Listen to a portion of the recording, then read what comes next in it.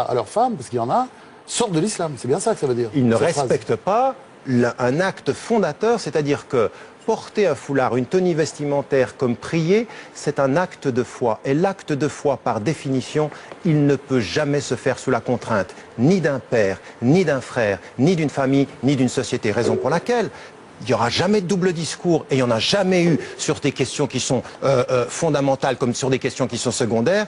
J'ai dit et pris position sur l'Arabie Saoudite ou sur l'Iran qui impose aux femmes de porter le foulard en disant mais qu'est-ce que c'est que cette société, ce gouvernement qui au lieu d'éduquer les gens à être libres leur impose la bonne façon d'être musulmane. Vous vous rendez compte, il y a quand même des gens qui doivent se dire ce soir en regardant la télévision en direct, mais qu'est-ce qu'il a changé Tariq Ramadan, qu'est-ce qu'ils lui ont fait? Non, mais c'est pas que Tariq Ramadan a changé.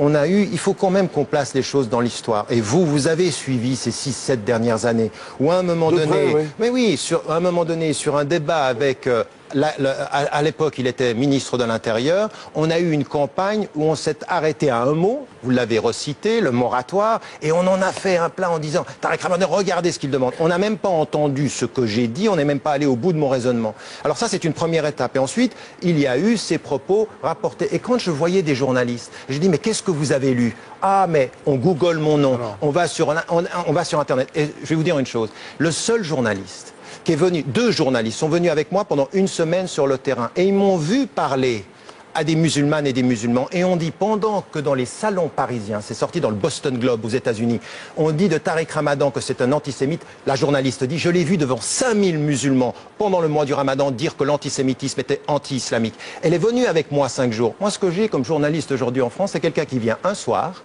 et il rentre au journal et il dit ce soir Tariq Ramadan a tenu des propos modérés. Ça veut dire, hier soir, j'y étais pas, demain soir, j'y suis pas, mais ce soir, reste avec moi, viens la veille et reste le lendemain. Alors, une question, évidemment, vous le savez, Nicolas Sarkozy pratique l'ouverture à gauche. Imaginons, par exemple, qu'il vous propose une mission, là, pour faire avancer les choses, vous seriez prêt? Non. Non. Non, non, je serais prêt à un débat critique sur le fond. Vous savez, je vais vous dire une chose. Le président Sarkozy nous a annoncé d'extraordinaires choses pour changer la France.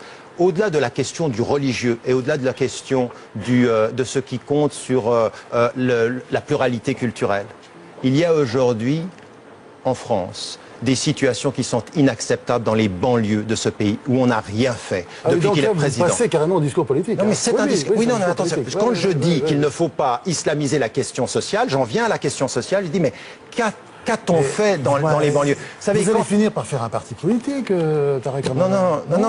Non. Lancer des idées politiques, ouvrir le débat, participer à un débat critique et de dire aux citoyens... La logique, c'est de devenir français, pour vous, enfin, devenir citoyen français et puis de... Non, mais je vais vous dire une chose.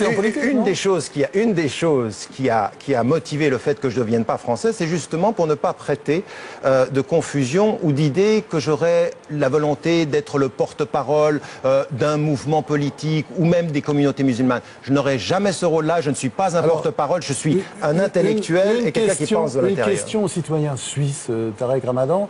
Il y a toute une polémique à propos de l'affaire Roman Polanski. Qu'est-ce que vous en avez pensé, vous? L'attitude de la Suisse a été très critiquée par les milieux artistiques français. Qu'est-ce que vous avez pour assurer la défense de la Suisse? Je sais pas si face au flot des critiques. Non, vous savez... Des élites. Moi, je pense qu'à partir d'un certain moment, quand on a fait quelque chose de cette nature-là, il faut que la justice s'exprime. Et que, de ce point de vue-là, j'en veux à la Suisse de s'être tue devant... Longtemps avant, d'accord. Longtemps avant. Non, mais de s'être tue devant le président libyen et d'avoir fait des excuses alors que son fils a maltraité 2 servantes et de s'être excusé de cela, ça n'est pas une attitude digne. Il fallait rester clair. Terrible, hein, c'était pas clair. Et de ce point de vue-là, par rapport à Roman Polanski, comme avec n'importe qui, il y a une justice qui doit s'exprimer. Mais je pense que de l'avoir fait à ce moment-là pour des calculs politiques, c'est de la petite politique. Je préfère un gouvernement qui reste fidèle à des principes qu'un gouvernement qui fait plaisir à un moment donné parce que ça le sauve de relations qui sont conflictuelles avec les États-Unis. Qu'est-ce que vous pensez en tant que musulman de l'affaire Frédéric Mitterrand? Vous l'avez suivi forcément? Non, moi je pense que ce qui en a été fait, cette espèce d'hypocrisie de venir après coup l'attaquer, n'était pas une bonne chose. Je veux dire, ce qu'il dit dans le texte, je veux dire, au bout du compte, le tourisme sexuel c'est oui ou c'est non. La condamnation du tourisme sexuel doit être absolument claire. Et en son âme et conscience, au-delà du jugement que l'on peut faire, qu'on arrête nos hypocrisies pour jeter au banc quelqu'un et de faire de la petite politique. Je suis désolé, à un moment donné, la gauche a essayé de mettre la droite à mal en utilisant un ministre. C'est pas digne. C'est pas digne. Et ce texte-là, il est apparu avant. Je trouve indigne ceci. Mais ma position sur le tourisme sexuel, ma position sur le fait qu'on aille en Thaïlande est une chose qui est une condamnation absolue. Vous soutenez Frédéric Mitterrand, vous venez de le soutenir.